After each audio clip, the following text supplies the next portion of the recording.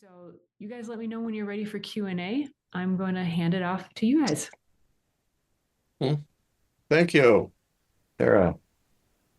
Well, this is a wonderful opportunity to talk about POTS, which is a major symptom of I don't did they have even called it post-COVID syndrome?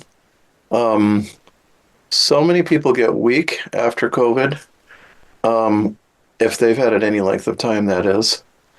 And this weakness can affect the heart as well. And then you get positional orthostatic tachycardia syndrome, which I sometimes call tension syndrome, because there's Hmm. also positional orthostatic or hyper, what is it? Hyperstatic. Well, there's related kidney conditions as well that affect blood pressure. But we're talking about POTS, and both Phyllis and I have had this, as well as is Lee with us, I think, tonight. She's had it as well, so that's 3 out of 3. I don't think John and Tara have not really, they're so darn healthy. They haven't suffered from this, I don't think. And several of our other herbal teachers and friends, either teachers in the Institute or patients of theirs, clients, I should say, or just herbalists that I know. And then Phyllis has many more people to add to that. So this is a very common side effect that occurs after COVID. And actually, it's much more common in the unvaccinated than the vaccinated. On the other hand, the vaccinated tend to get myocarditis, which is quite serious, and other alterations of the heart, which are noteworthy too, which we were not going to address here.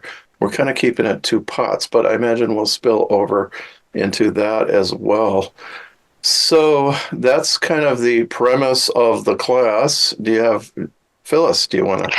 I was just going to add that even though what we're seeing now and what you and I and Yeah, Lee experienced was yeah, POTS after COVID, yeah, there are other reasons people get POTS, like it can come with thyroid problems, or autoimmune disorders. It can go along with that. So I just wanted to point out that regardless of the cause of the POTS, we'll be looking at the energetics kind of the same, yeah, right. regardless of the source.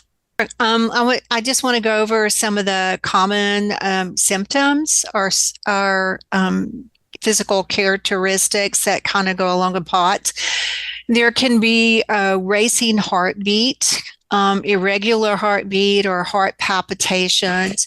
And this tends to happen when a person moves from sitting to standing or lying to standing. And so the heartbeat can be totally normal if a person is sitting, totally normal lying down. But the moment they stand up, it can go whoops, jump up really high, and increase in rate. So I think it's technically more than 30 beats uh, extra from changing position.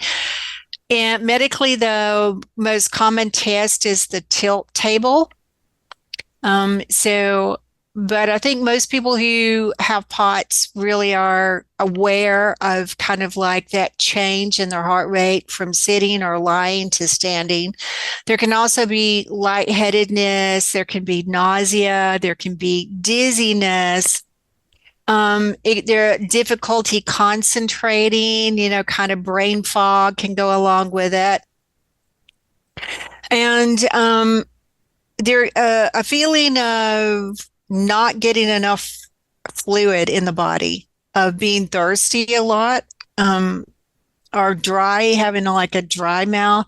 Some people have chest pain. And I do want to point out that sometimes, some people could have a very mild kind of form of it, and then some people can have a very serious form of it, or people can be anywhere in between. Sometimes it goes away on its own. Sometimes it goes away a year or two after as the body adjusts. And sometimes it's just there for long, long, long periods of time. And a person just has to deal with it. In general, the heart is healthy. In Yeah. general, This is not a right? fatal disease, and Right. it's not permanent that I've ever heard of. Yeah. No, I've just heard of people, having it for long periods of time from other sources. I haven't heard of anyone having it for more than 2 years or 2.5 years from COVID. That's probably the longest I've heard of.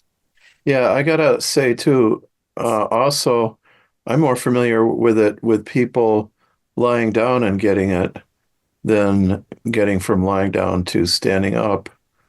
And probably some people stand up to sit down, they may get it, although sitting is almost the best position for getting your heart distribution of the blood regular.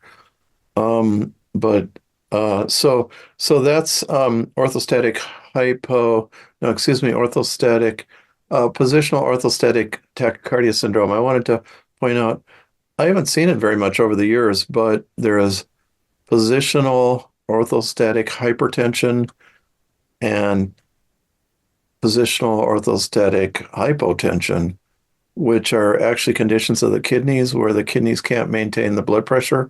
When you stand up, either you get dizzy because you and empty-headed because you don't get any blood up there, the blood pressure is low, or you stand up and you feel like your head's going to explode from blood pressure. And that is actually a kidney problem that doesn't have anything to do with this. As far as I know, I've never heard of anybody actually getting those particular symptoms that were really due to the kidneys during this thing. It's really a heart thing we're talking about here. So, and some of you may remember when you were teenagers, that's the last time I experienced, I think I had hypotension. I'd stand up and I feel dizzy. It's just like your kidneys can't keep up with how fast you're growing. Yeah. And And anemia can do that too. yeah, In like young women, you bend down and then you stand up and it's black on the edges and you're very dizzy. That can be a sign of anemia in yeah, young women. yeah. Um, Okay, so we have seen this quite a bit, less now. I would say, interestingly, it's made me very sensitive and aware of this. And sometimes I have experienced this just myself, just one night, once in a while. It had nothing to do with COVID. I become aware of it now, and maybe it means there's something I need to do, but usually it just lasts one night. But at any rate, so after COVID, and for me it was after Omicron, not Delta. I had both of them. I had this, I would um, lie down, fall asleep, and wake in the middle of the night. I would wake up with my heartbeat rapid, pounding against the blood, kind of stagnating in my head, is what it felt like, with my feet very cold. Well, that means you have high blood pressure when you have that type of thing. But it also means that it's a stress on your heart. Your heart's trying to rectify the imbalance, or perhaps the heart started beating rapidly first. At any rate, the blood distribution is off and the heart is stressed by it, or the heart stress caused it to happen. And when this first started occurring, Judy Lieblin, one of our teachers, she had talked to a acupuncturist who called it heart yin deficiency, and that really fits. So during COVID, it appears that you use up a lot of your energy sources. And anybody who's had COVID for any length of time has had that long, drawn out exhaustion afterwards, which strangely is not COVID, but it's just like, it doesn't really hit while you have COVID. But afterwards, your body just has been drained of some nutrient or other, or several. And Phyllis has suggested that it's the brown fat. So you can elaborate on that. But at any rate, it is a very definite condition where you're depleted. And if you're depleted of some sort of fluids or food or nutrients, then it's heart yin deficiency if it's affecting your heart, and if it's affecting your brain due to the lack of blood to your head. Or maybe it's blood deficiency is another way to put it as well. In fact, I would tend to I would tend to include that too. That acupuncturist only mentioned the heart yin deficiency.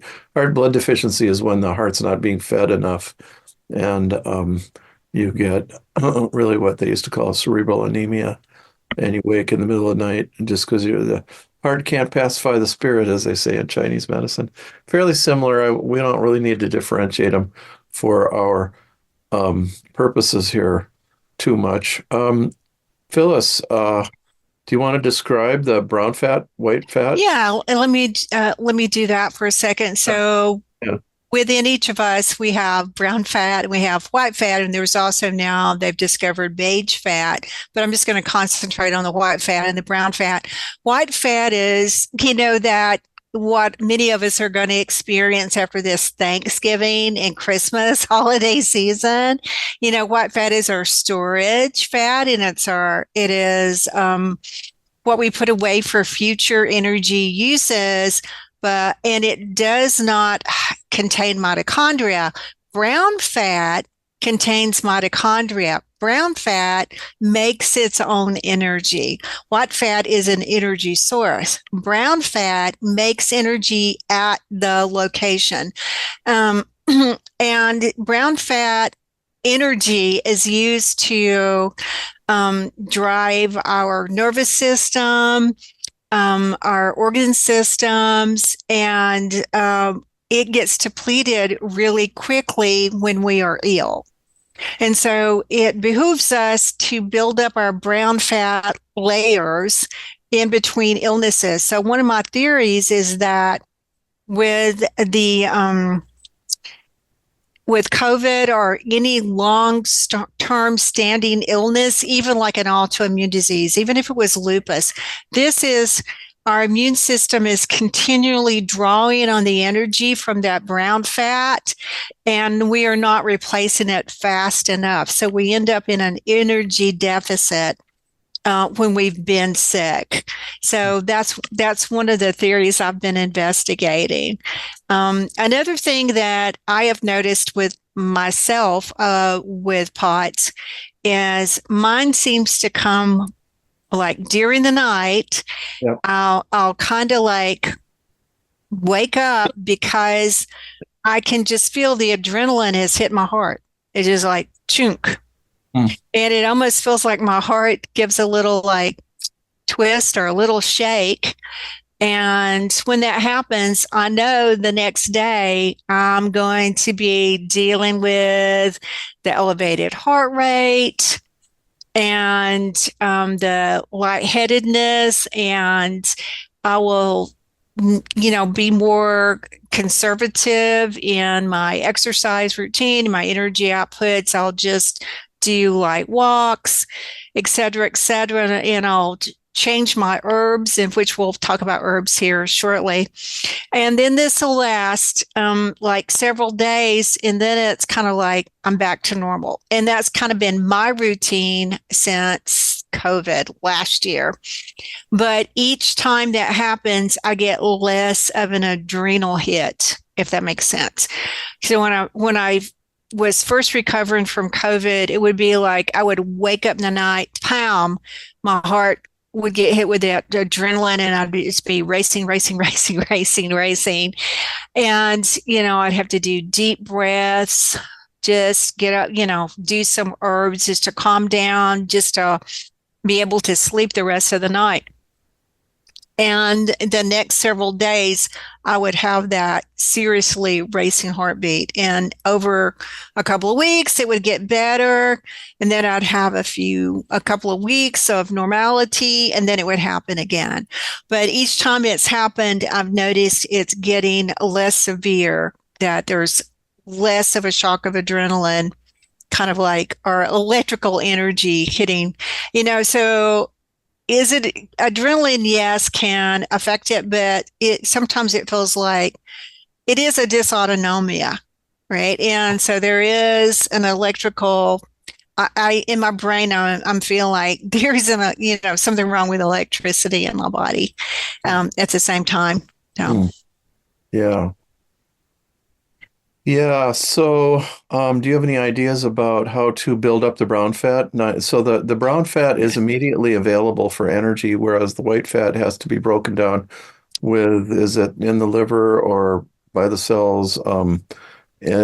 If you, Right. It's got to be converted yeah. and into, fuel, fatty acids, and that the mitochondria can use. Yes. Um, e- Movement, activity, exercise builds brown fat. Oh, darn it. And yeah. And cold temperatures build brown fat. Oh, yeah, yeah, Yay. So this winter, I really kind of adjusted. Here I'm in the South. And so it's 36 degrees right now with a wind chill taking us down to 32. And my Oh, Southern oh blood dear. feels like, I know my Southern blood feels like, oh my God, it's got to be like minus 20 out there. It's so cold. But I am making a concerted effort this year to spend time outdoors in the cold. Uh, I'm bundled up. I still have my coat on, but I am making effort to go out there and be present in the cold, so my body will start converting some of that white fat into brown fat. I had never ever thought of this, but one of the traditions, so when I was a kid, nobody ever took saunas or had saunas except up on the Iron Range. The Finlanders, you'd see a old shack of a house about 400 square feet, and then behind it was a little shack of a with a stovepipe sticking out of it, which is about 10 feet by 6 feet and enough to scrunch down in. And they had a wood stove in there, and that was the sauna. And that was when I was about 8 or 9. And then, within a year or two, it was like every suburban Scandinavian or Minnesota house in the Twin Cities was putting in a sauna somehow or another. And then within a year or two, it was all over California and the rest of the country. For once, we beat California. But they had the sauna, and the traditional way to do the sauna right in Minnesota from Finland, because it wasn't Norwegian or Swedish, it was Finnish and probably Siberian, Russian. And the right way to do it was to be all heated, it's 125 degrees in there, then run out, jump in the cold river that they've broken up the ice or roll in the snow, and then you could go back in, do it again. Okay. So this is also this technique of having a hot shower, then turning it cold, then hot, then cold. So I never thought it. I was just like, okay, you're giving your skin a lot of exercise about, how to deal with the cold temperature outside. But now you've added an extra layer of fat, no, an extra layer of meat to these practices where hot, cold, you are stimulating the buildup of the fat. Yeah. Yeah, yeah, you're building that brown fat. I'm making an effort to have my central thermostat at a cooler temperature this year. Okay. So I'm trying to build more brown fat in myself Yeah. because I feel like mine has been depleted. And the other thing is to support the thyroid. Well, okay. Yeah, good thyroid health and support Yeah. in this process. Pots in your life, is that what we should be saying? Oh, Pots in your life. Sorry, that yeah. was a typo. Yeah. Or is that, I was going to say, is that a Southern accent there? No. Yeah. Our audience, isn't that interesting? That what? That this is our audience? Okay. Wow. Interesting. Yeah. That's great. Thank y'all for, Yeah. doing this survey. We appreciate it. Yeah. Okay. Now when I had Delta and I didn't have I had the exhaustion but not a heart symptom during the recovery. I had it during COVID itself. I just craved liver and I ate liver, and I cannot help but think that that may have some dietary positivity. I don't know that you're going to get it's not a very fatty organ, actually. It shouldn't be from a range-fed cattle, but it might have some contribution to recovery there, as well as different vitamins and minerals that you may have run out of. So, Right. I do want to add if your dysautonomia is really kind of severe, uncomfortable, you might just want to do the cold yeah, because dysautonomia with the heart is a heat situation. It's a hot situation. that's the And deficiency again. right. No, So goods. so we want to just do the cold, not hot to cold if it's, like a severe dysautonomia. So just go with the cold. I mean, build the brown fat. It'll also calm the heart down some Yeah. rather than the It's heat. interesting. I I used to use something for dysautonomia, but the only thing I remember now is the one time when someone cured themselves with I wasn't expecting. I gave her sage for something else, and she said it cured her of the dysautonomia, which was not of the heart, but a general. It was pretty serious, you know. And that makes some sense because sage is very good for the fat. Sage helps Mm. you digest fat. That's why it's served with the fattiest meal of all in British cuisine, which we're not advertising as the best cuisine in the world, but goose dinner, goose fat is terribly, terribly fat. No offense, you Brits, but yeah, and um, but it's very fat, and sage is a traditional dressing there. And also, I've noticed it definitely oils the skin, and yet it dries out the skin as far as water. So if your skin is too moist with water, it dries water but increases oil. So it may have some ability here to influence changes in oil metabolism. That's just a guess. So, but it's certainly also for aging, which is often an autonomic or even central nervous system weakness. I learned that from guess who? From Phyllis Light. I learned to use sage for really, as she said, there's the when menopause is the change uh, uh, from fertility levels of hormones to life maintenance level of hormones. And some people live on their adrenals, and then they get too much of that firing off of the adrenaline because adrenaline is never in short supply. It's like permanently bing, bing, bing. Whereas the cortisol that should take over for prolonged stress or the mineralocorticoids that control the cortisol, that balance the two, they should be able to take over from the adrenaline. And if they can't, then you're bing, bing. You get this uh, driving of adrenaline all the time. And some people who've lived their life up to menopause or andropause, um, on the edge of the razor, like they just love stress. They just love a stressful job or they've just been victimized by stress. Yeah, I didn't know 7 kids would be so difficult, especially when my husband left me or something. Like then you get addicted to stress either unintentionally or even intentionally. So then when you make that transition, you got no tread on your adrenals. Your adrenal cortex is worn out. So sage very definitely helps this. I learned this from Phyllis more than 20 years ago, and I've used it dozens of times, I'm sure. And she's used it probably hundreds of times, if not thousands. Oh, you're And still alive. yep, yeah. And you see andropause you don't see in men as much, but it happens. Michael Moore pointed out, the late Michael Moore, the great herbalist, that you see a guy, maybe he's 55, and then you haven't seen him for a year, and well, and that, my God, he's a little old man, all dried up in that one year. That's andropause, and that doesn't happen that much to men, but it does happen, especially kind of to the wiry, muscular pitta type. Pitta vata, they wear themselves out. But so sage is the remedy there. And I remember one of my students one time, we had needed to do a presentation for finishing the class, and she had a 36-year-old man who's, so I feel like I'm turning into an old man, just drying up and wrinkling and everything. And she gave him sage and licorice, and boom, that reversed it. So that was a premature andropause.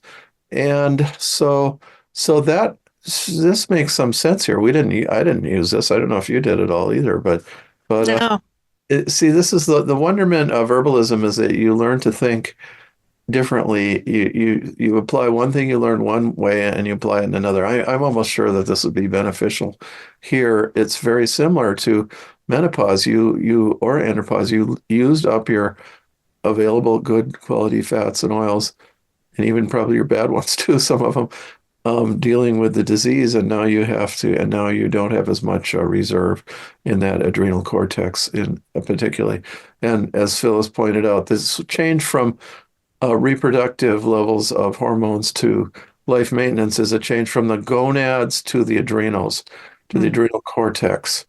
The adrenal medulla that secretes the adrenaline, that's water soluble chemicals, and this is all the oil soluble chemicals. So there's a big background piece there. I wasn't really thinking of that, and I think that's important.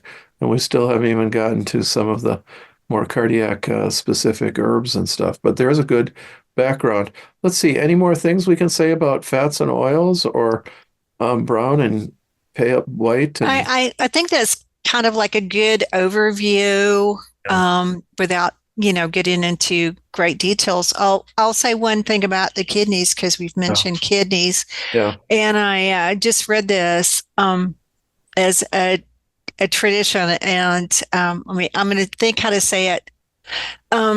So this old traditional healer that recommended that whenever you were sick and when it, like after COVID or after any kind of illness, that make sure that when you are in the shower, not a bath, but a shower, that this is going to sound, y'all forgive me, y'all, this is going to sound weird, that you make sure and urinate in the shower while you're in the shower, and the vapors come up and you breathe some of those vapors in from your urine.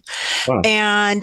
And he really believed that this keyed the immune system into what by breathing this in, that whatever you were shedding. Oh, wow. Right. And I was like, this makes so much sense. Yeah, right. It makes like tremendous amount of sense. Until you gave the explanation, I was like, what? But this is urine therapy. Yeah. It makes much more sense. Yeah. Yeah. I mean, I don't want to drink my urine. I know people who have, and I know that's a whole thing, but it makes so much more sense that you're breathing in these vapors of the things that you're shedding, and it's kind of telling your immune system the direction to go or what needs to happen. And I was like, well, I've been doing this ever since I read that. I'm like, I'm doing this. I mean, it doesn't cost anything. I'm going to do this. Right. Yeah. Yeah. And actually, of course, your immune system is very strong in the nose, nasal turbinates, and all through there, maybe even a little stronger than down the throat and in the mouth and stuff. There's tissue all through there, but that really sounds like it might even be better than the drinking urine would be the So, okay, well, that's interesting. Okay, we better move on. That's I thought I'd throw that out there. We mentioned the kidneys. This traditional old healer was not you. This is somebody else. This is somebody else. We don't need to name them, but yeah. Okay. Let's see. I feel like saying, let your urine speak. Smell. As to your immune system. Yeah. Okay. Yeah. All right. So back to POTS proper. So we have the rapid heartbeat. We have the maybe waking at night. We have the pounding in the head. We have the cold feet. We have other major symptoms. Maybe inability to sleep well, wake up, go to sleep, wake up, go to sleep. And then also lack of blood to the head. So the cerebral anemia type symptoms where the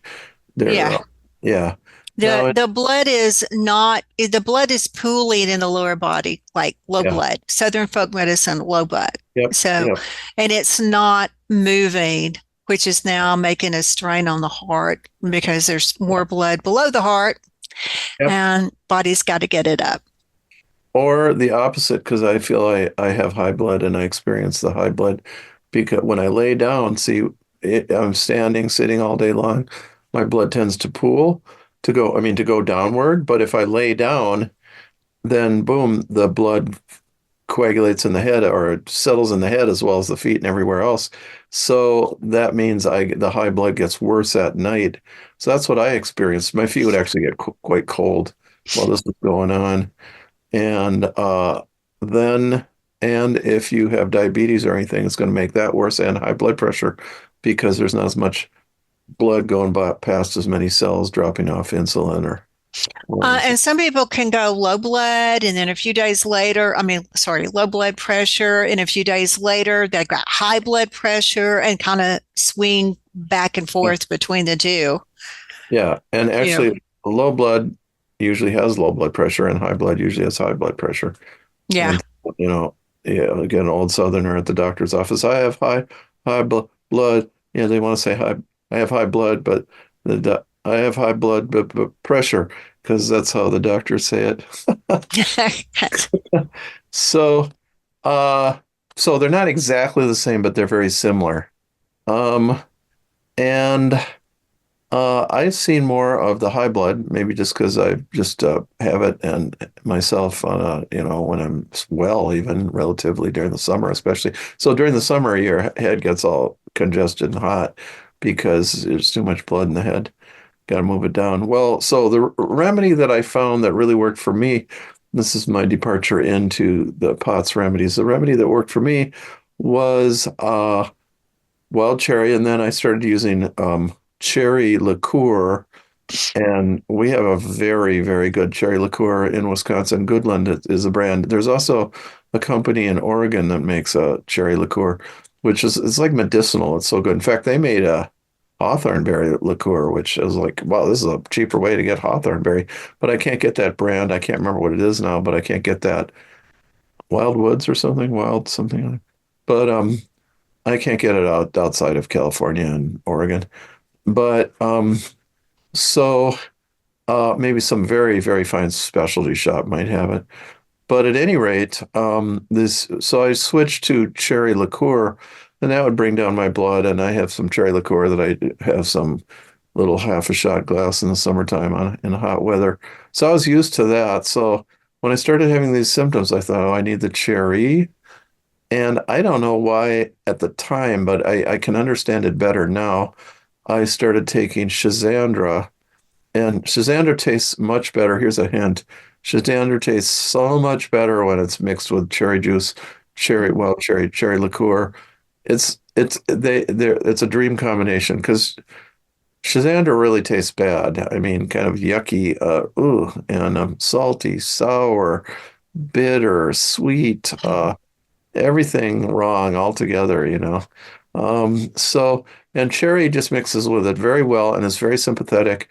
It does make it a little cooling, which you think Shazandra being a berry ought to be cooling, but it's actually considered slightly warming, which is true because it's astringent. Whenever you astringe, you cut off you close the sweat pores some, and that actually warms you up a little bit. So it's naturally a little bit on the warming side, but it's really a good remedy for cooling conditions too. And so it's nice to be able to stick it with berries. So my basic remedy for me was Shazandra and um and the cherry. Now, as I came to understand, no, it turned out when I surveyed herbalists, none of them took wild cherry or cherry except for me, and most of them took hawthorn, which I've had to use. Even in my clientele, I haven't found anybody that needed the wild cherry. That was just my remedy personally. They're very similar. Wild cherry cools off the cardiovascular, more like the vascular system than the heart, really, in some ways. And then Shazandra, being an astringent, it tightens up the vessels, and you get really old people. They're like their blood is starting to slow down. It's getting leakier. They're getting blood coagulating in their hands and feet. Not necessarily from blood thinning, but or thickening, but even just it could be thickening like that thick blood, congealed blood. But it could also be that their vessels are leaky more and more, less tone, not moving as fast. And then you get, like clotting, which is definitely a problem with COVID and really definitely a terrible problem with the vaccine damage, even more. And that's called microclotting, a different kind of clotting that leads to big clotting. But at any rate, so you have um, uh, toning of the membranes, excuse me, of the vessels, of the return circulation, the veins probably, and maybe of the arteries pumping out and of the capillaries. And I would interpret Schisandra that way. Now, in addition, because we're going to get to hawthorn here, and hawthorn and Schisandra are probably the two top-notch Western herbs for attention deficit. And Schisandra, I learned this from Thomas Easley Eclectic Institute in North Carolina School. And I haven't used it that much for ADHD, but he had, and it made a lot of sense. And he said, it's used by the hunter-gatherers, the Samoyeds in some tribe in Schisandra, no, in Siberia. When they're out hunting, it keeps up the sugar level, keeps it more glucose level more steady. So that's taking care of yin deficiency and blood and heart yin deficiency. And it reminds me a great deal of the American Indian pemmican when you have meat mixed with berries. Yeah, so you get that glucose and you get that protein too. And I'm sure, what do they have out there while they're hunting? They got some meat. So I don't know if they actually mix it like that, but it would make sense. So very similar. So stamina, and as Thomas said, this is for the kids who are like hunter gatherers. They need kinesthetic education. Instead, they're forced to sit at the desk and everything when they really want to run around and learn things from how it feels, physically. So, so that's attention deficit, and all the kids want to run around. So it's kind of fits the category. We'll get on to hawthorn in a bit, which is another ADHD remedy. So this made a lot of sense in both the mental state, which I wasn't too self-aware really of what of feeling a kind of adrenaline that much, but I would get that sometimes. I got that worse from vaccine shedding. I had a terrible case where I just wake up with adrenaline, boom, and so I didn't consider this as bad that way, and that finally faded away. That was quite something. I didn't believe in vaccine shedding until then, especially not with the shot. Okay, so those were not my two personal remedies, and I thought then finally I called you up and Judy and Christine Dennis in Port Burwell, Ontario, and checked with everybody. Everybody else was using hawthorn, and red clover, which you can mention in a moment. Yeah. And some people were using Schisandra too. So I'll turn it over to you what you used for yourself and for other people. So, okay. Right. I used some hawthorn, but I used more red clover. So red clover is lymphatic, it's high in protein, it's high in minerals, it's sweet. So I went to this sweet taste, the healing aspects of the sweetness. So red clover, I used some pine and I used some blue vervain. When those were my main ones. And I also found coffee to be really useful, but the timing was very important with coffee. So when we move from lying to standing, we automatically get a little shot, a little bit of adrenaline. Our body naturally gives us some adrenaline to get us up, which causes our blood vessels to constrict. And that constriction pushes the blood up to our head. Mm-hmm. Right. So I have found that on some days, coffee actually calmed my heart down. And it would be on those, in just a cup. I wasn't drinking coffee all day, but just a cup. And, coffee constricts the blood vessels. So when I needed that extra constriction, to get the blood to my head, coffee was very good. But if I did too much, it did the opposite and um, really made my heart race. So there was a balance there that I could do with coffee or with caffeine that became very important in my just managing my daily life. Well, you're gonna not believe this, and I am not gonna have a hard time What? because let's see, I get this. I didn't sign up for it, but somehow I get this Dr. Panda. I don't know who he is, but he sends various uh COVID and vaccine updating, and here's this headline, and it came in today. A cup of Phyllis, a cup of coffee could help guard against COVID-19. A cup or two a day could contribute to lowering the risk of infection. Oh, God.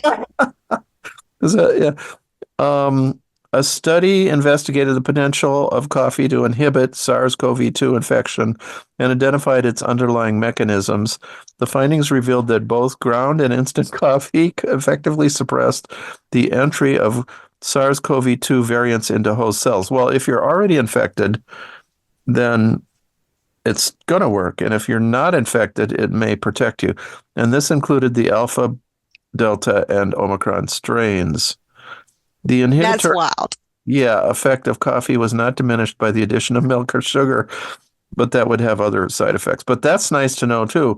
So like me, I kind of like coffee in my milk, as I say, or at any rate, I like about a quarter cup milk. I have to boil milk to drink it, so I put it in the hot coffee. The study does it. Okay, so, and what are the reasons? It's because the inhibitory effect, by the way, was substantial, ranging from 60 to an impressive 97%. Wow. Wow. Yeah. Oh my God.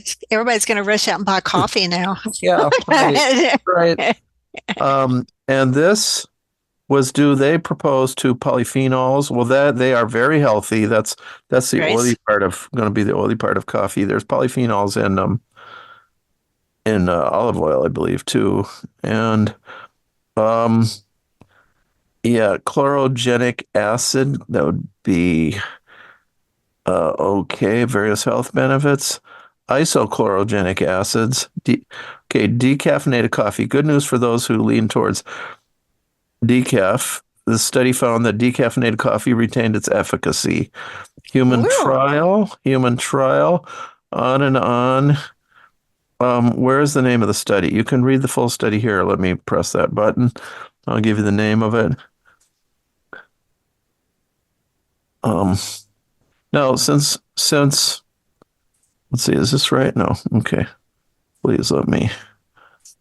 Where did that study go? I press the erg. Coffee as a dietary strategy. This is in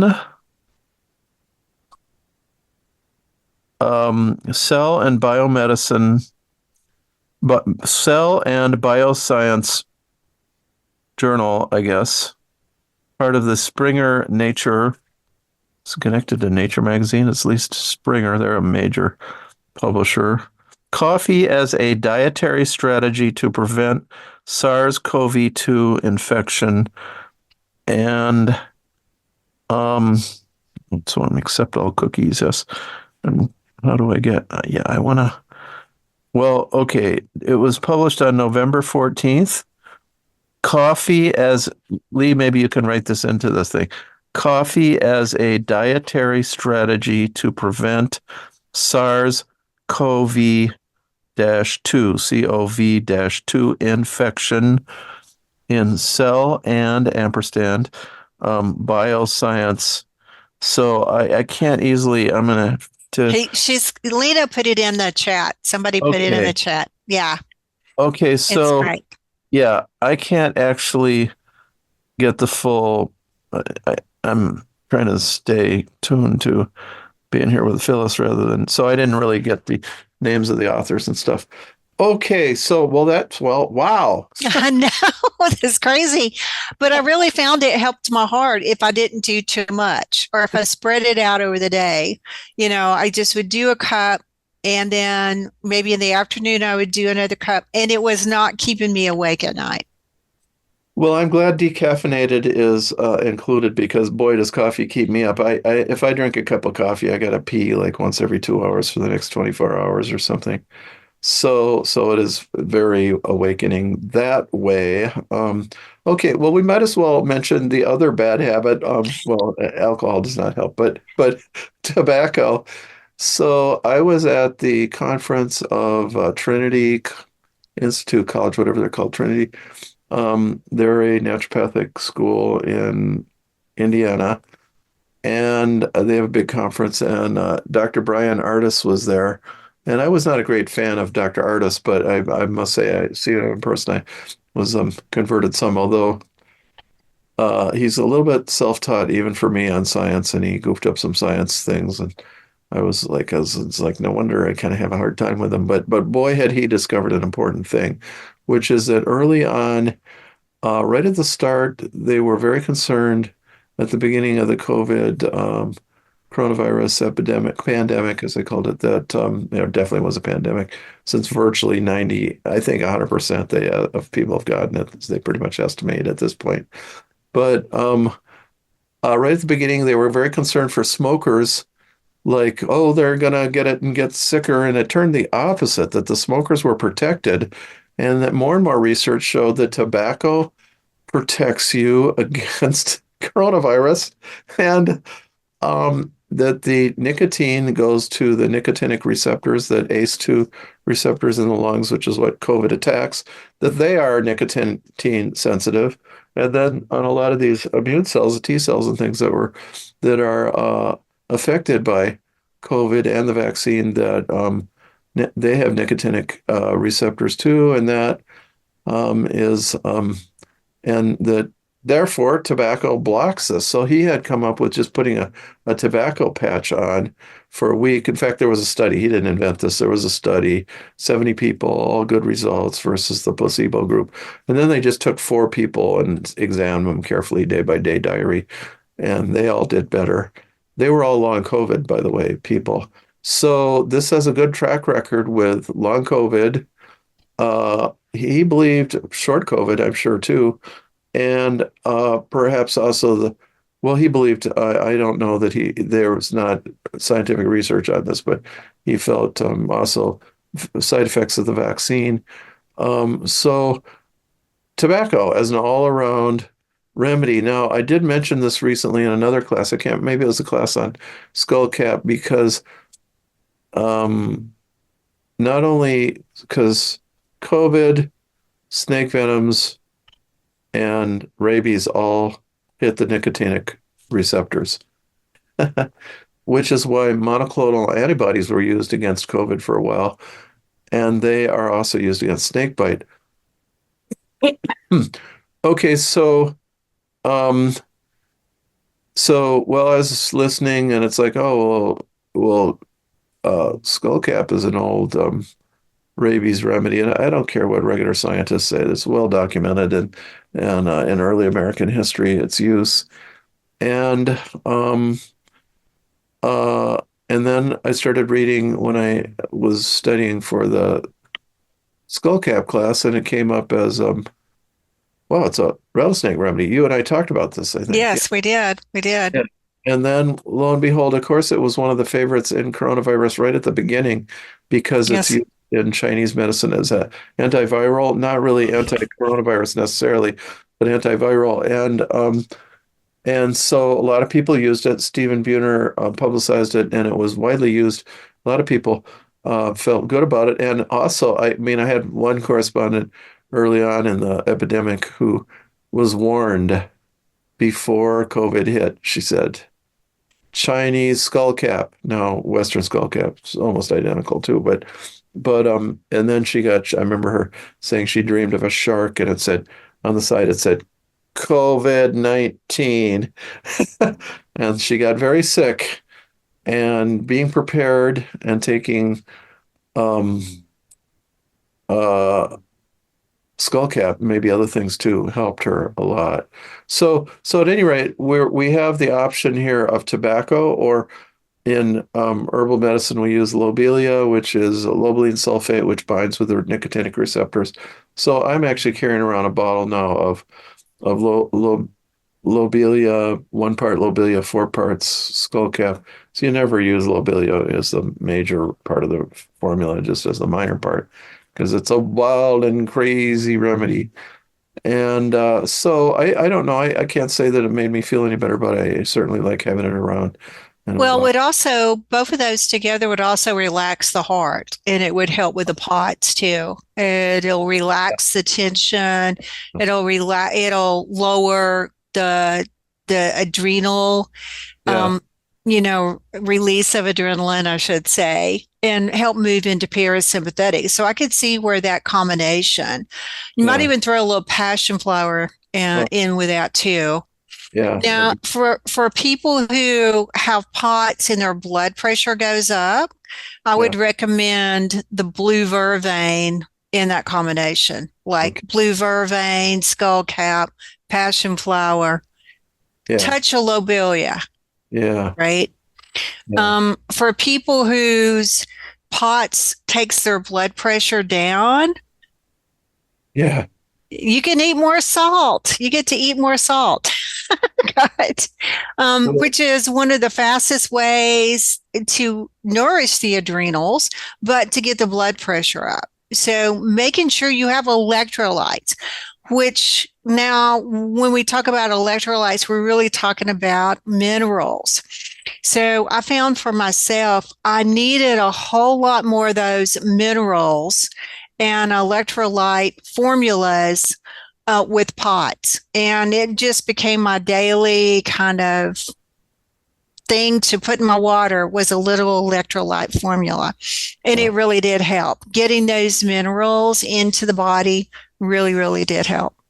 yeah, I'm sure that this was part of the reason I craved liver. Liver is very high in minerals, especially copper, which is very important here because it tones the vessels. In fact, it's high in red clover is high in copper, and iron and zinc, which is antiviral. And I've said this a few times, but I love telling the stories of my friend Dennis Anderson, who's like a self-taught farmer, herbalist, healer out in Mondovi, uh, Wisconsin. And when he was a little boy, he was watching, they slaughtered the cows on the farm still in those days. And he'd watch, and they take the liver out, and he said it gleamed in the sunshine like iridescent. Like a iris flower, only iridescent. And um, and he only saw that then in 1952, 53, 54, when he was 3, 4 years old. He was already watching, what is that about? And then the livers changed. They were never did that again.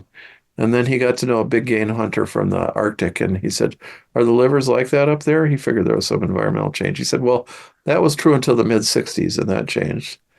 And then our friend Paul Red Elk, he said his grandfather stopped using the buffalo lizard liver as a remedy in the mid 50s as well. Notice that difference.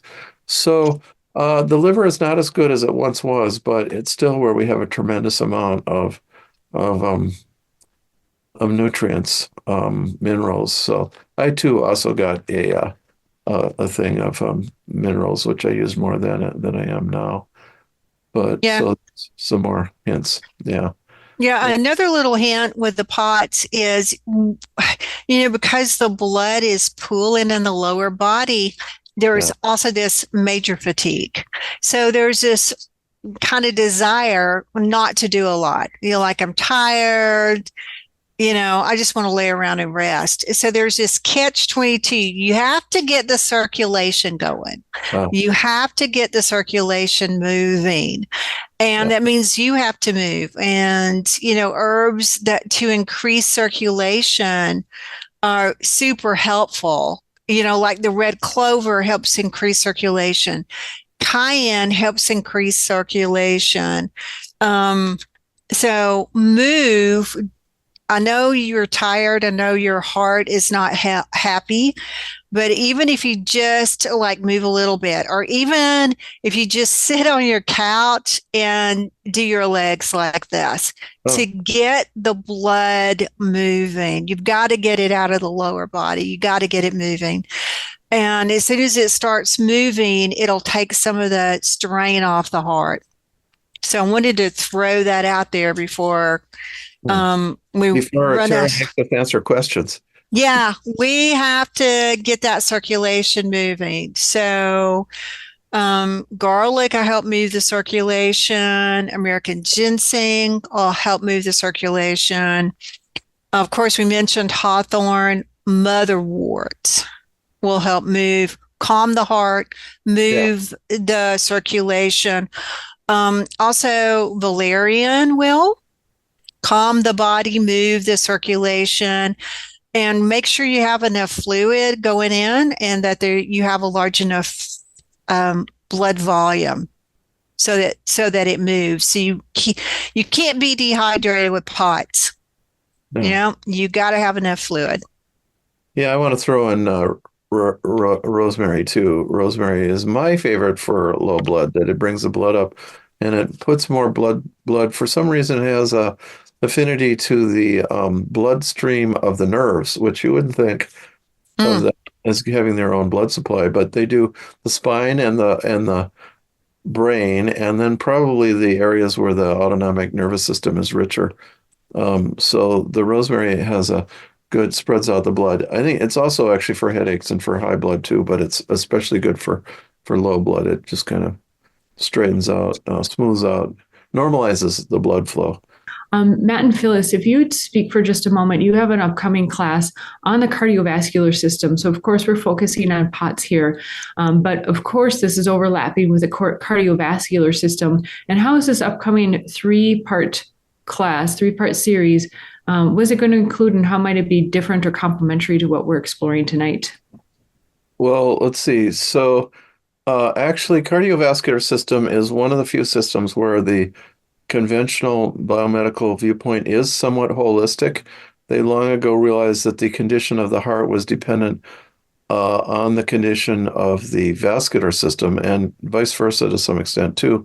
So you got to keep your blood moving evenly throughout your body, and that gets related to this high blood, low blood. So we'll be talking about that finally. Southern folk medicine. So distribution of the blood is important, and thick blood, thin blood. So thick blood starts thickening and it doesn't move as well, or it's too thin. Thin blood cools you off, but you don't want that in the wintertime. So you want fattier or you want oilier blood in the winter and watery blood in the summer. So we have all that. So we're thinking really in terms of very holistic, simple overall conditions of the cardiovascular system. And so I had to teach myself how to think about this system because the herbalists were, well, first of all, if you go back 500 years ago, nobody knew anything about the cardiovascular system, how it worked. I mean, Nicholas Culpeper says uh, it's not a good idea to remove um, hemorrhoids or they'll get heart disease. That was about the most ancient observation because he understood, he at least understood, if not some of the people he learned from, that if you monkeyed with the vascular system without fixing it, that you might endanger people. But so hemorrhoids is related to cardiovascular condition, venous condition, um, blood veins in the legs, elsewhere. Um, and then like the heart is a muscle and a neuromuscular system. So we're really talking about that aspect a lot more tonight, as it happens. Um, so what I learned over the years was that the heart, we didn't need these exotic heart remedies like digitalis or the herbs that were used as substitutes by the herbalists, because the herbalists didn't really know how to treat the heart. The regular doctors didn't until the 20th century. And so the herbalists would use lily of the valley instead of digitalis, which has the digitaloids in it in a smaller amount, or this or that. These remedies that are really strong, toxic, can't just play around with them. And so there was no guidance, in my opinion. But every once in a while, I'd run across somebody. Dorothy Hall would say, "Oh, oak is a great heart remedy." Well, okay, that would be a venous tonic, maybe an arterial tonic. And then we learned about hawthorn just in this last century, about 1900. So we finally had a cardio-specific. Then we learned about cayenne as a cardio-specific. Well, that makes sense. But then, then we want venous tonics, we want arterial tonics, we want capillary tonics, openers, and there's many different ways, many different things push the blood or pull it and cause the circulation more than just the muscle. It's not just that cardiac muscle. So all these things all together meant that, holy cow, you don't need to use digitalis. You need to use ordinary plain old herbs that strengthen the functions that the heart depends on. And finally, I hope we'll get Lee up here talking because she had POTS, and lo and behold, the remedy for her was burdock, which who would have thought that for the heart? So we're opening a new frontier on burdock. Burdock, well, there's a very fatty, oily root that makes a lot of darn sense. Like sage. Yeah. Right. Yeah. So, okay, so that's my introduction. Phyllis, fill us in. Well, we can't talk about the heart without talking about the nervous system, which is all about POTS is the dysautonomia. So the heart runs on electricity. It has a sinus node that feeds the energy, the electrical energy into the heart. Some people end up on pacemakers because their heart rhythm is off. The electrical rhythm is off. So we'll be talking about that some too. When we talk about POTS, we're talking about a healthy heart with an unhealthy electrical system, an unhealthy sympathetic response. Fight or flight is involved in it. We didn't even touch on fight or flight tonight. So I just want to add that in, which is why nervines, the calming, relaxing, the skullcap, the passion flower, the blue vervain, the valerian that we mentioned is so important to calm down that sympathetic response, calm down the adrenals. The electrolytes are important to support the electrical system in the body, which is why they're called electrolytes, right? And also to support the adrenal glands, the mineral corticoids, which the adrenal glands need a lot of minerals, particularly salt and potassium in a balance. So that becomes also very important. Just want to mention that proteins are very important for the heart muscle. It is a muscle. Protein is important. You don't have a healthy muscle in your body unless you have a full complement of proteins and amino acids, and the heart is a muscle. So I really encourage everyone, if you are a meat eater, if you eat animal products, make sure that it's lean meat and that you're getting not too much. You can there's a balance there. And if you're a vegan or a vegetarian, again, look at your diet, make sure your food combining well to get a full complement of those amino acids. B6, folate, B12, particularly important for methylation, for the liver, and for the nervous system. So those are important in POTS too. And for the circulatory system. So I just wanted to throw those in before we launched into questions because I felt like we hadn't kind of touched on that. Yeah, right.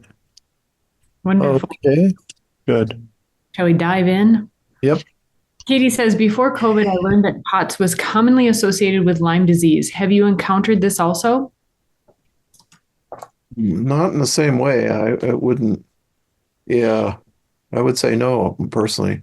Well, I guess I have seen it, but it can be associated with any chronic illness, Lyme's included, because Lyme's can hide in the nervous system, right? That's where it tends to hide in joints in the nervous system where the immune system can't really get to it. So, yes, I've seen it a couple of times with Lyme's disease. Natalie asks, do symptoms happen every time you stand or sometimes when you're tired, etc.? Yeah. Well, I don't think it's totally regular. It could be irregular. Yeah. It can be totally irregular, and you can be in the situation where you feel really normal for 2, 3 days, and then you've got it again. Or you might have it in the morning and might not have it in the afternoon, or you might have it for 6 months in a row and it just slowly gets better. I don't think there's any kind of rhyme or regularity, as Matthew said, to the symptoms between one person and another. We're all individual. What do you think about milky oats for POTS? Oh, well, that certainly is possible. It's not one I used, but it's a great nervine, and it's certainly a yin deficiency nervine. So, and it has a lot of minerals. Yeah. So yeah, that would be a very good one. Michael asks, good evening. Do either of you feel that POTS, these kind of blood pattern issues, are a result of a dysfunction of hormones, disturbances caused by viruses, or other external influences that either directly impact the cardiovascular system or more so affect the nervous system, which impacts the cardiovascular? All right, Liz. All right. Good. I can read it now. Yeah. I needed to read that one. Yeah. Well, the dysfunctional hormones I've seen more with the thyroid. People with hypothyroidism or thyroiditis are more prone to POTS, and as a symptom of the low thyroid. But COVID also attacked the thyroid. So there was quite a number of people who had thyroiditis with COVID, and then they would have POTS related to that. So as their thyroid got better, for example, then the POTS got better. But I haven't seen, if we're talking about reproductive hormones, I really haven't seen that sort of interaction with POTS. Neurotransmitter interaction, I would say definitely yes. Acetylcholine and adrenaline are the two primary neurotransmitters that are connected to POTS. And it's getting the balance between the acetylcholine and the adrenals. So support your acetylcholine. Yeah, and of course the adrenals, again, that's all hormones. The adrenaline, cortisol, mineralocorticoids. Yeah. So that is, and they are really kind of very crucial. Also, the adrenals were built to take the hit when there's stress, and when they don't do it, then the thyroid is the next in line, and the thyroid takes a hit. So if you're not, you can move from hyperadrenalinism to hyperthyroidism. So yeah, so there's just naturally. Okay, onward. Ellen asks, how does chronic venous insufficiency, CVI, in the legs with swelling and varicose veins figure into this? Sounds like many of the same symptoms that go along with POTS. The blood pools in the lower legs, especially with standing for any length of time. Heart will thud with a big booming beat from time to time. I think from the strain of trying to get the blood to move higher. Any suggestions for herbal help with this condition? I spaced out there. Let's see. Well, there's a number of those things like that is including kind of low blood. It's including varicosities, varicose veins. It's including poor venous tone. And it's including blood coagulation. So things that act on all of those are active here. And so let's see. We mentioned the red clover would fit there. The cayenne. Yeah, the rosemary, actually. The rosemary, all the blood movers we talked about. Yeah. and venous tonics too, astringents, most of them, horse chestnut and so on like that. Mm-hmm. Horse chestnut being a good remedy for kind of OCD. So yeah. And just a little physical trick that can help is cross your legs. Oh. When you cross your legs, it constricts the vessels and forces the blood upward.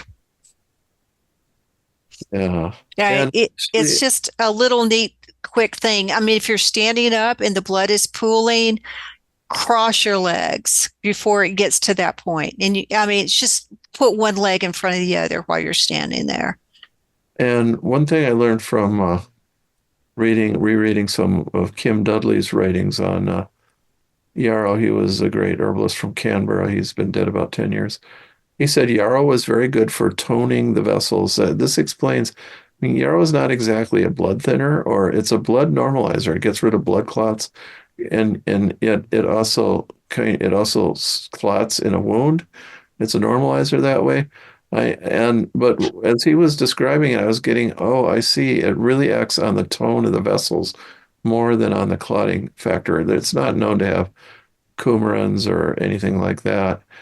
It's acting as a tonic. It is a definitely a astringent tonic for varicose veins, and it's also moves capillary stagnation and bruising, taking up a blood that's spilled out of the vessels. It will take that up, get rid of bruises real quick, like arnica will do that too.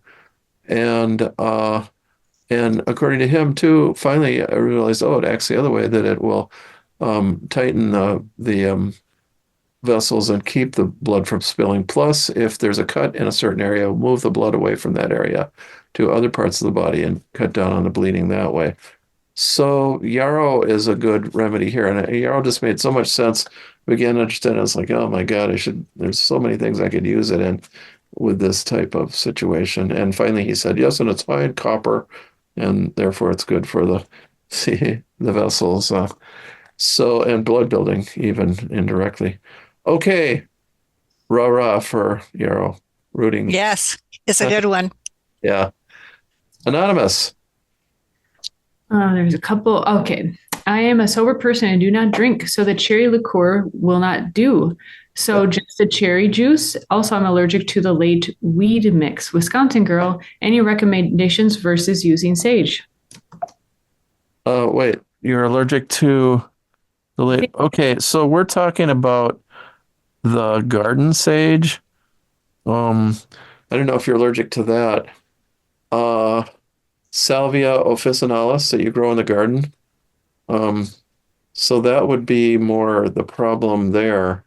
Now, wild cherry bark can be put up in, I'm sure it can be made, and cherry probably too, in, with vegetable glycerin, or probably even vinegar. So there are options if you're making it yourself. Not sure how widespread. Mm-hmm. I mean, wild cherry and cherry are so sweet. To put it with vegetable glycerin almost seems like, ugh. It would be very sweet. Yeah, or to put it in honey, for instance. Yeah. Whereas hawthorn can be put in honey. Hawthorn lacks the sweetness. Yeah. Okay. Good question. In a pinch, I like woman. Oh, wed, not wood. Okay. We have a lot of questions, so I'm going to pick some that are more directly related to the topic. Okay. Have you seen some of these symptoms, wakefulness and strange heart sensations, blood pressure swings, but without the high heart rate? I have many of these symptoms, but my heart rate is actually very low, maybe slower than normal. Many thanks. Yeah, as I said earlier, some people have the low and some people have the high. So it can go either way. And then some people have like high. I went through this for a while myself. Would have an elevated top number on my blood pressure and a very low bottom number in comparison. So, and then it would kind of shift. So it can be all over the board. It can be low, it can be high, it can be in the middle, it can be one blood pressure in the morning, a different one in the afternoon. It can be, remember, much of this is because of the action of what's going on with the adrenaline system. And if you don't have enough adrenaline, you're going to end up on the low stuff. If you have too much adrenaline, you're going to end up on the high stuff. Remember, this is dysautonomia. This is an issue with the sympathetic nervous system. So affecting the heart. So it's really a nervous system issue. The symptom is in the heart. Yeah, I did want to, something else and Wed said here was interesting, putting pea on the garden. Maybe that would influence personalize the vegetable bed to your own immune system. And crazy as this sounds, it's not completely crazy because they have studied. So in British Columbia, there's been studies of salmon streams, and the bear would harvest these salmon and throw the carcasses all around, and they found salmon genes in the trees. Oh my God. So you might well be having, an positive effect by putting your own urine on your vegetable garden. So, okay. Onwards. All right, we're already over time. So how much longer do you want to go? Oh, we got to keep going if we have to. Well, we got to get Lee on here with the strange case of the remission from burdock. So so we've kind of mentioned the most important remedies that in my little survey were, and a couple of people were using red clover, I remember, but red clover, hawthorn, schizandra are probably the top three, and then I use the cherry. Wild cherry. Yeah, that was kind of more my idiosyncrasy. And vervain, I think another person used vervain, or maybe it was you, but so there they are, and onward. So okay, let's get Lee here, and then we'll see what we can do with questions. But yeah, hi. Hi, everybody. So, do you want to describe your symptoms? Oh, sure. Yeah. This is something that started, strangely enough, March of 2020. And that's even before they were labeling things. That was in the crazy days of they didn't have tests. They were wearing like the hazmat suits. So, and I was a teacher in an elementary school at that time. So the chances are pretty good that, I got the disease that shall not be named. But these continued with it. And the further I got away from COVID, the less frequent, but that always stuck with me. And it was actually how I noticed it with my students being young children. I did a lot of bending down, standing up, a lot of games that way. And so that was wearing me out. I'm like, my heart would start racing after that. So elevation changes, but it got out of control I would say in the past 2 months, it just really ramped up. I did have another bout of what was probably COVID. And I went to see Matthew, and I was there and describing this heart thing. I mean, I went to the emergency room because it just all of a sudden just escalated so fast. So I'm like, Matthew, can you help me out? So I'm talking to him about this, and I started doing this. Yeah. He's like, that's strange. Let's try burdock. And that took everything just way down. And for me, I'm just like, well, that makes sense because it's such a chaotic looking plant. Donnie Yance, I think, mentions it in a protocol for I'll mention here, not that we're curing, but for cancer. And it's just for metastasize. So when things start to get out of control, and I was like, that's brilliant. So I was taking burdock and along with another remedy because I had some other kidney stuff going on, and it really just evened it way out. I still have a few bits and pieces here and there. I had to go off of it for a little while just because I was working with another herb for other issues, but really it's been very even keel. Burdock and was just amazing. Yeah. And actually, did it have any effect on your skin and hair? It may just be the light. Your skin and hair actually looks better here tonight. Well, that might be dandelion too, because that's another herb that I switched to work with. Yeah, but burdock is a little bit more directly on the skin and hair because it's the oil per se. And so it's very good for the sebaceous glands and the hair follicles. And it is a great eczema and less of an acne remedy, but it is an eczema remedy. So it has a nice moistening effect on the skin and works on the hair. So I can't really tell. It may be the light, but your skin and hair looks very good there. So now I just want to read some of these symptoms. Heart that she gave me, heart feels erratic, stuck in fast mode, stuck in overdrive. So this is actually most of the time. Couldn't catch my breath, becoming more and more. So this is kind of serious. Worse when you lay down, question mark me, that's asking, more noticeable. Okay, so then I'm thinking POTS. But teeny palpitations since March 2020. Wow. Yeah, I asked about COVID and different things. She's woken up with it being too slow 2 or 3 times. That's interesting. So someone actually asked a question about that. That happened during COVID too. So this is a symptom that's lasted from then, yeah. I mean, if anybody thinks COVID is not a serious thing, I mean, in its long term, it just really does all sorts of crazy things. And the vaccine, I would say, 5 times worse than the disease, actually. They just do crazy things, those spikes. And as Brian Artis pointed out, they're snake venom spikes. If I missed out on that, saying that. Okay, pulse thumps once in a while, like a baby in there kicking in the head, left arm, chest, said Lee. Now, actually, this is a notice. Now, that's the type of thing she might forget. If 6 months from now, she might not remember that at all. So it's up to you as a practitioner, my friends, to write down things like that, things that are idiosyncratic, because that can be maybe indicate another time, or it just is very interesting. It's just part of the whole thing. And doctors don't write down things like that. They don't ask about that. So it's up to us to record that. And that Oliver Sacks, the guy who wrote A Man Who Mistook His Wife for the Hat, he's famous for having reintroduced into medicine this writing down what the people are saying, what they care about, what they feel.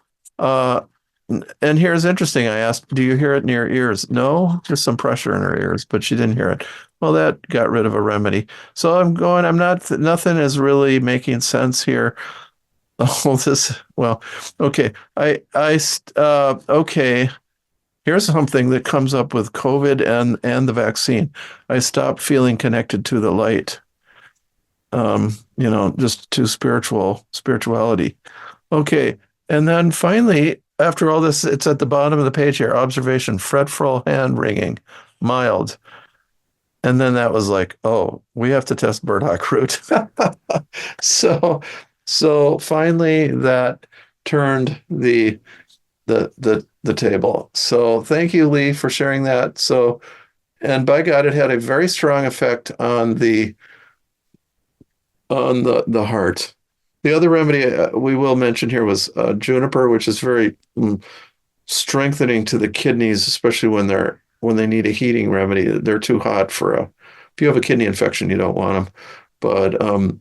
But they're very grounding too. They're kind of strong, kind of like burdock is. So this just drives home the point even more and more and more that we don't always want cardiac remedies. We want what strengthens the system. I would say here, it's very much like sage. It's strengthening the adrenal cortex and lessening the adrenaline rushing. So, and that's a lesson there too. Wow, we sure want to be able to do that if possible in many cases. Yes, and balancing the sympathetic nervous system so that there is not that extreme response to stress. Yep. And sympathetic excess is the same thing as adrenaline. And parasympathetic is strengthening, dominance would be strong adrenal cortex. Yeah. Okay, so those are the main things we wanted to say. Have you picked out any other stuff from in there, Tara? Great questions, things that Yeah, there are many courses at the Institute, and the library is really your best way in to have access to so many classes. And each class has, the vast majority of them have a discussion function, and the teachers are notified right away when you send a question. The next class, the cardiovascular system, is a great one to plug into because obviously it's going to have related content, and you'll have extended access to Matthew and Phyllis. So you'll have at least as much quick Q&A time in each class, and there are 3 classes scheduled. Also, again, in any of the classes, at the vast majority, there's very few classes that don't have a discussion function, but I would most recommend the library. Well, here's one. A to Z is actually fabulous. Has so many classes and courses. There's actually a whole blood unit in here. That sounds kind of funny. There's a whole, yeah, not a little vial. We don't actually have a vial in there. But here you go, heart series, heart, blood, and circulation. And so this would be one that has a lot of related information and also has a Q&A option. So that's really a great entry point. If you're like, just starving and hungry for more, I highly recommend the library, of course. There's hundreds and hundreds of hours of information. And feel free to email us. If you're like, I was in this class and I still have questions, which courses could I take? There might even, Phyllis's next series that's coming up in the nutrition series is on minerals. A number of you asked about what's the right, what electrolyte product you use, what's the right combination. I'm sure we can cover that and address that in the, if not, it's already included in the next series with Phyllis. So I encourage you to just contact us at hello@woodherbs.com with those remaining questions, and we'll help point you in the direction to help get those questions answered. And for some of you, it might just be so complex, it might be better just to have a consultation with one of the two of them. So Matt and Phyllis, any quick closing thoughts before I show people where they can view the recording and such? Yeah, I do want to say, I always recommend Phyllis and my classes because we have a very holistic way of looking. Well, our class is about the organ systems, which is the emphasis for the next year. And but this, the cardiovascular system, this is really a subject that we are treating. I just feel like nobody else has treated it like this, and that this is a very important subject for you to take. So you're just not going to get it from Chinese medicine, even though here I quote heart yin deficiency, heart blood deficiency. I get a lot out of Chinese medicine when it comes to the heart, but partly because it's so holistic. But as I described previously, I just feel like that this is almost a irreplaceable particular class because nobody else covers the heart like this. So, and we need to talk about the heart because of the damage that the COVID and the vaccine does to the heart. So, okay, that's my little spiel. Phyllis? Yes, I was going to say that even though we haven't set a date yet, Matthew and I have been talking about doing a class on long COVID and things that have happened in the research. Since we did the last class. We have COVID in Friends. I think that's in the library, and maybe that's 6 different classes we did around various COVID issues. But now all this new information is coming out and people still have long COVID and COVID is going back around again. So we have been discussing putting together another class just to update everybody and to go over new things we found out with our clients, working with our clients. So stay tuned for that also. Yeah, and COVID and Friends meant the friends were other viruses. Yes. And if it happens that this winter there's any sort of very dominant influenza strain or something, we'll probably talk about that too. Well, the really scary thing right now that I'm seeing in the news is that in China, they're having this outbreak of pneumonia in children, and they don't know where it's coming from. Yeah, actually, that's true in Britain too. A lot of children with RSV, is that it's called? RSV, I mean, RSV is definitely going around, but what's happening in China is not RSV. Oh, This is an unknown. This is another unknown. And I was just hearing in my mind, when I was reading, and I've been following this for like a couple of weeks, I'm hearing in my mind, is this the next COVID? oh, Because it's becoming so epidemic among children, whereas COVID really didn't affect children that much. I mean, some, but it wasn't the target age group. yeah. But now this is just affecting children, and it sounds horrible and it appears contagious. So we're going to have to keep an eye on that and see, and just be on top of it if it jumps the ocean and comes over here. And RSV is practically epidemic right now. So yeah. So we just need to do a class to update on all this viral stuff. What's RSV? It's a respiratory, it's a viral respiratory infection that is hitting babies, infants, and young children. Adults can get it, and it hits the elderly more often, which I'm now in that age group. Oh my God, I hate to say that. I know, it's a viral pneumonia. Yeah. Also, I would say you can look through the herbs A to Z. You'll find like that stuff on the thermoregulatory system. That's basically on fever and how to manage it and stuff. And so if you're signed up, I mean, it's so cheap, $8 a month. I'd sign up for herbs A to Z, and you'll find that thermoregulatory stuff is not only a good introduction for cardiovascular, but also for treating acute disease. And I mean, a lot of the time, it's fairly simple looking. Is the skin very dry? What do I do? It's like if the skin is dry, then the water, where's it going to go? Rush into the lungs and you'll get pneumonia. And or is the skin real wet? You're probably not going to get pneumonia, but you might be very weakened in deficiency by loss of fluids, etc. So you learn to think from what you're looking at. And okay. So we it's been a great class. And we found some people have left here because we outlasted our time. But thank you, and we'll be seeing you. Yeah. Bye-bye. All right. Good night.